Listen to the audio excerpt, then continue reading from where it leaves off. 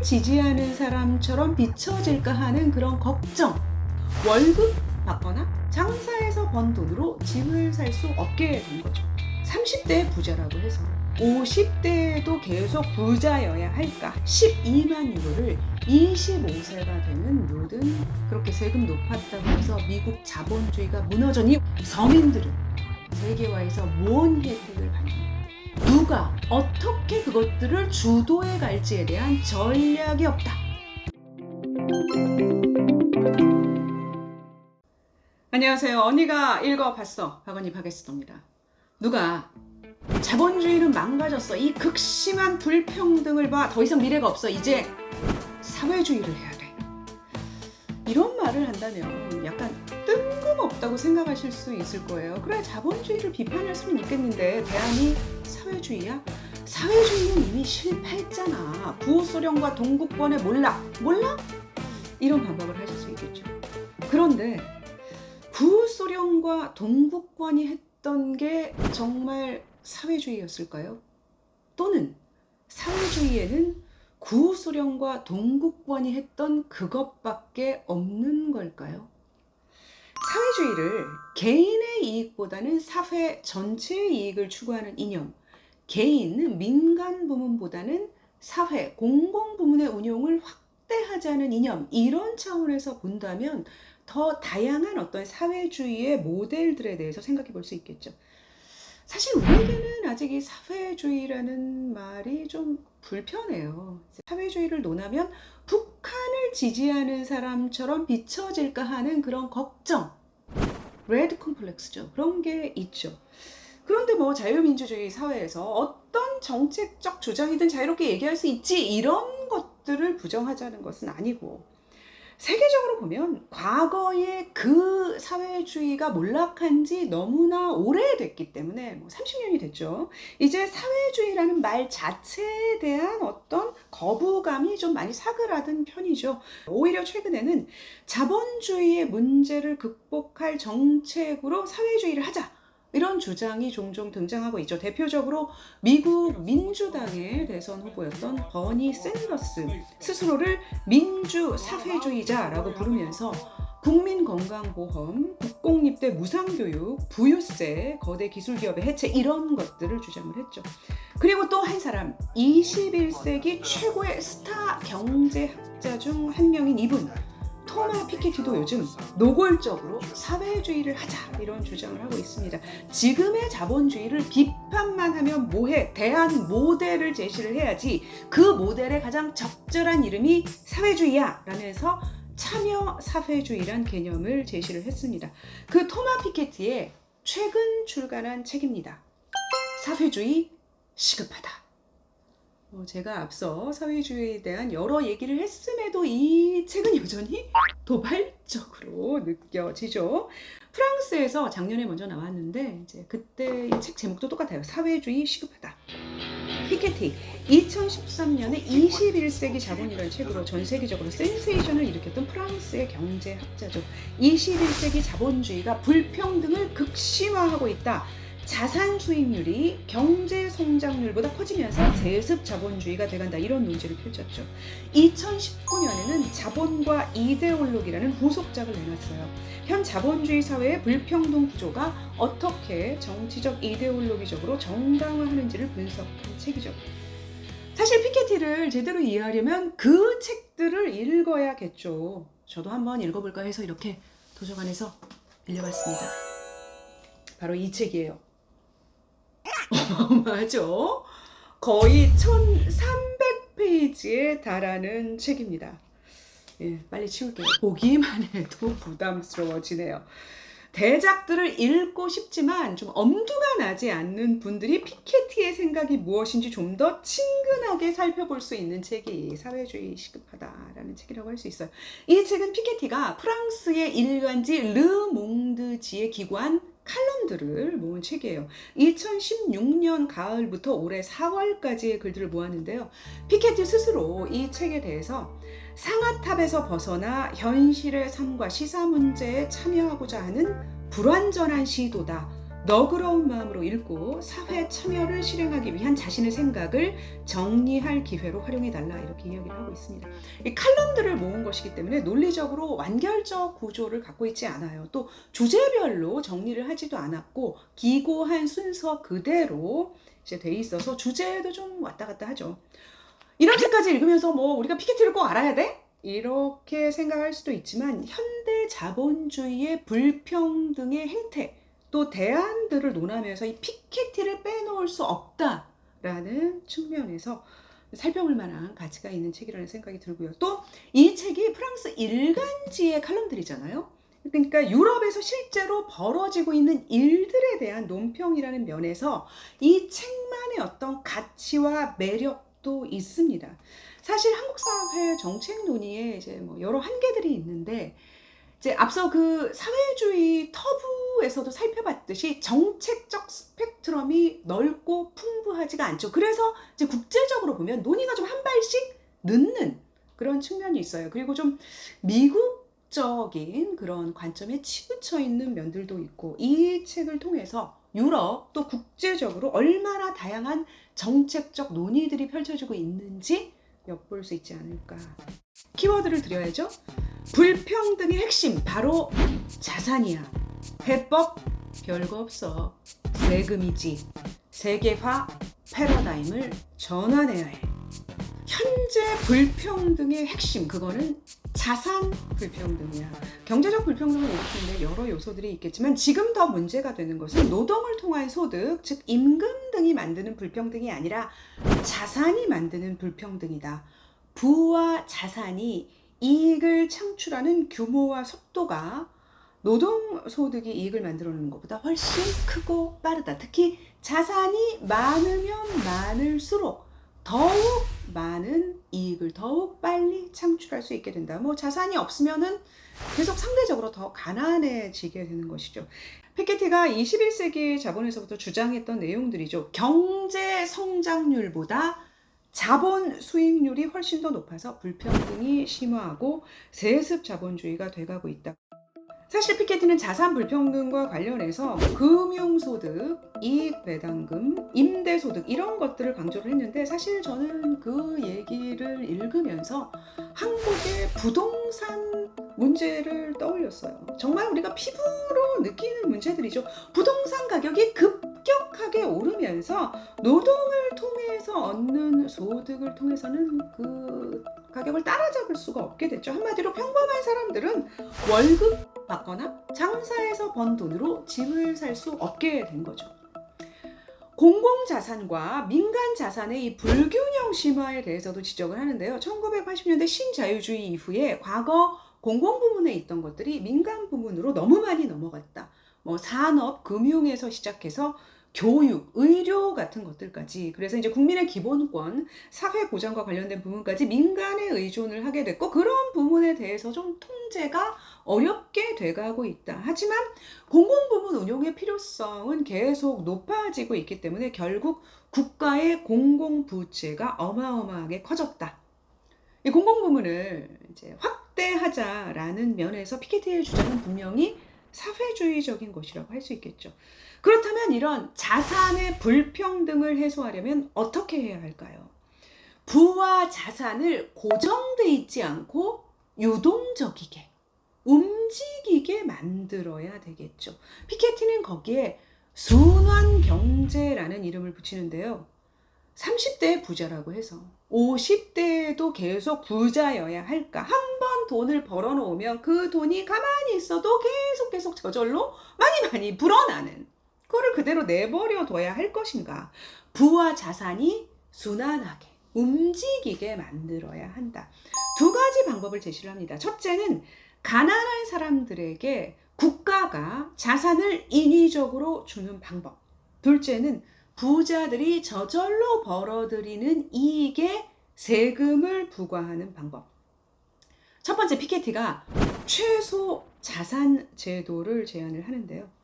이제 지금의 그 자본주의 불평등을 해소하기 위한 새로운 어떤 대안들의 양대 산맥을 이루는 것이 기본소득과 기초자산이죠. 한국도 지금 대선 후보들이 기본소득과 기초자산을 제안을 하고 있잖아요. 기본소득, 모든 국민에게 일정 금액을 매달 소득으로 주자. 기초자산, 20대에 어떤 나이가 되면은 국가가 어느 정도의 자산을 모든 국민에게 주자는 거죠. 그러니까 모든 국민이 어느 정도의 자산을 가진 채로 인생을 출발하게 해주자라는 개념이죠. 이 피케티는 이 기본소득보다는 기초자산에 좀 더 중점을 두고 있는데, 이 기본소득이 마치 모든 문제를 해결해 줄 것처럼 하는 그 태도에 대해서 아주 경계를 하고 있죠. 기본소득은 여러 사회보장제도의 하나로서 기능을 해야 된다. 이 최소자산제도를 프랑스에 적용을 해보면 현재 프랑스 평균 자산 규모의 60%인 12만 유로를, 우리 돈으로 따지면 1억 6천만 원이 넘는 돈이죠. 12만 유로를 25세가 되는 모든 프랑스 국민에게 지급을 하자. 자, 이런 정책을 펼치려면 국가에 돈이 필요하겠죠. 그걸 어떻게 마련할까요? 부와 자산을 순환하게 만드는 두 번째 방법, 세금입니다. 피케티가 이제 불평등 해소를 위해서 다양한 과세를 제안을 하고 있는데요. 첫 번째가 누진세, 누진소득세, 누진재산세, 누진상속세 같은 것들이죠. 뭐 소득이나 재산이나 상속분이 많으면 많을수록 더 높은 세율로 세금을 부과하는 부유세, 보통 이제 수천억이나 수조 원을 가진 자산가들에게 부여를 하고자 하죠. 다국적 기업 이윤에 대한 과세, 국가별로 공동 과세 체계를 확립해서 약 25에서 30% 정도를 부과하자고 제안하고 있습니다. 이 피케티가 누진세 제안을 하면서 신자유주의 이전의 미국의 세제를 예로 들고 있어요. 미국 역사를 보면 19세기 말에서 20세기 초에 맹렬하게 산업금융에서 부의 축적이 일어나면서 불평등 사회가 될 위험이 있었다. 그런데 그때 공정한 부의 재분배를 주장하는 강력한 정치운동이 펼쳐졌고, 그래서 1913년에 연방소득세, 1916년에 연방상속세가 도입이 됐다. 그 두 가지가 바로 뉴딜 정책 성공의 원동력이었다, 이렇게 분석을 하는데, 그때 당시에 누진세가 어느 정도였냐면 1930년에서 1980년 사이 최고 소득 구간에 부과되는 소득세율은 평균 81%, 최고 자산 구간 상속에는 최고 74%까지 세금이 부과됐었다. 그런데 그렇게 세금 높았다고 해서 미국 자본주의가 무너져니, 오히려 그때 미국이 가장 평등하고 생산적인 사회였다라는 얘기입니다. 그런데 이제 1980년대 이후 레이건 대통령의 신자유주의가 이런 정치적 유산을 무너뜨리면서 하이퍼 자본주의, 불평등을 심화시키는 초국적 금융 자본주의가 시작이 됐다. 하지만 결과는 참혹하다. 1980년에서 그 신자유주의에 의한 그 이후죠. 1980년에서 2020년까지의 1인당 국가소득 성장은 누진세가 그렇게 높았던 그때의 절반에 그쳤다. 특히 하위 50%의 소득은 늘지도 않았다. 이런 이야기를 합니다.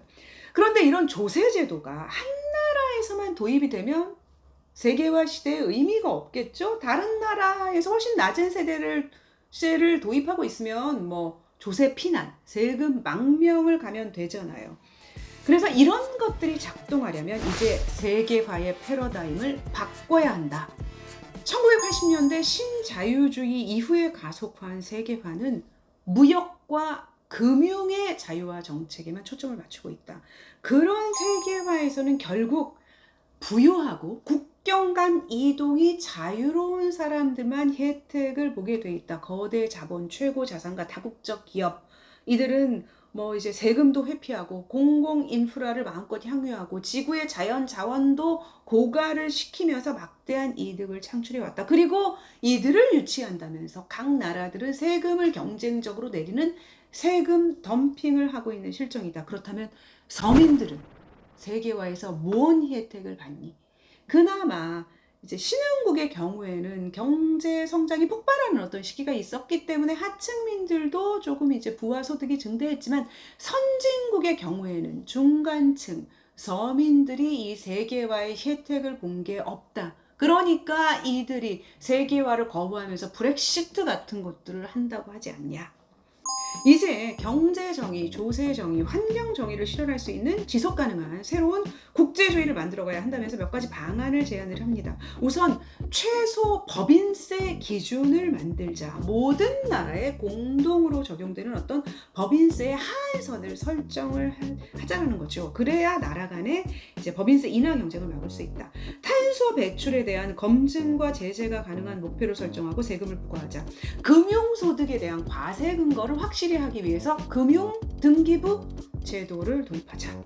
이렇게 해서 이제 공동과세로 공동예산을 확보를 해서 그걸로 국제적인 공공서비스, 공공인프라, 교육, 보건체계 확립에 쓰자라는 겁니다. 특히나 코로나19 이후에 이런 것들이 절실히 필요할 것이다 라고 이야기를 하죠. 프랑스 일간지에 기고한 글들이기 때문에 유럽연합에 대한 비판과 제안도 많이 하고 있는데요. 유럽연합은 처음부터 자유무역을 전제로 맺어진 국제협약이다. 의사결정기구라고 해봐야 정상회의, 재무장관회의 정도밖에 없는데 그 결정에 구속력이 없는 게 문제다라는 지적을 합니다. 이제 새로운 유럽의회를 만들어야 한다라고 제안을 하는데 이제 어떤 결정권을 가져야 되기 때문에 각 나라의 국회의원들을 모아서 의회를 만들자라고 이야기를 합니다. 인구 비율에 맞춰서 의석을 배분하고 공동과세, 공동예산 등에 대해서 다수결로 결정을 할 수 있게 하자라는 거죠. 그렇게 된다면 정말로 유럽의회가 큰 힘을 갖게 되겠죠. 피케티는 이 책에서 그 밖에도 여러 이슈들을 제시를 합니다. 기업 이사회를 구성하는 데 있어서 3분의 1이나 절반가량을 노동자나 직원 대표로 구성한 그런 독일이나 스웨덴 모델들이 어떻게 잘 작동하고 있는가, 또 교육에 대한 투자가 경제 성장에 얼마나 중요한가, 연금 체계에 있어서 수명을 고려해야 한다라는 그런 이야기를 하는데요. 직종별로 수명이 다르다. 특히나 이제 고소득 직종 중에 평균 수명이 아주 긴 그런 직종이 있는데 그 사람들은 그래서 연금을 훨씬 더 많이 받게 되지 않냐. 그렇다면은 평균 수명이 짧은 그런 저소득 직종과의 형평 문제를 연금 체계에 반영시켜야 된다. 이런 주장입니다. 이 책을 통해서 다양한 이슈들에 대한 새로운 관점들을 접해 보시기 바랍니다. 토마 피케티의 주장들은 급진적으로 여겨집니다. 그런데 그가 이제 급진적으로 여겨지는 이유가 현 자본주의 불평등에 대한 그의 진단과 대안들이 타당하지 않기 때문인가? 아니면 그게 실현 가능성이 낮기 때문인가? 21세기 자본이 나온 이후에 그 엄청난 파장과 인기만큼 비판들도 많았습니다. 특히 이 피케티의 누진세, 부유세, 탄소세, 공동 최소 법인세 등에 대해서 정치적, 국제적으로 합의가 가능한 거냐, 공상 수준 아니냐, 누가 어떻게 그것들을 주도해 갈지에 대한 전략이 없다. 이런 비판들도 있었죠. 하지만 최근에 보면 미국 등 선진국에서 자본소득세, 부유세 이런 논의들이 이루어지고 있습니다. 유럽연합에서는 탄소세 등 탄소 규제 논의가 구체화했죠. 우리나라에서도 기본소득은 물론 기초 자산까지 대선 공약으로 나와 있는 상황이죠. 코로나19 이후에는 아마도 그런 방향의 논의가 더욱 활발해질 수밖에 없을 거예요. 각 나라의 그 공공부채를 해결하기 위한 새로운 과세의 필요성.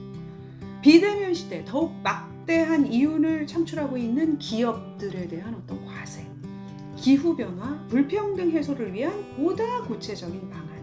국제적인 의료, 교육, 기금 마련. 피케티가 계속 해왔던 주장들이죠. 21세기 자본의 여러 제안들이 이제는 진지한 제안이 되고 있는 것처럼 그가 시급하다고 했던 그 사회주의적으로 여겨지는 제안들도 머지않은 미래에 자연스럽고 익숙한 제안들이 될 수도 있겠죠. 언니가 읽어봤어. 구독, 좋아요, 알림 설정 부탁드리고요. 고맙습니다.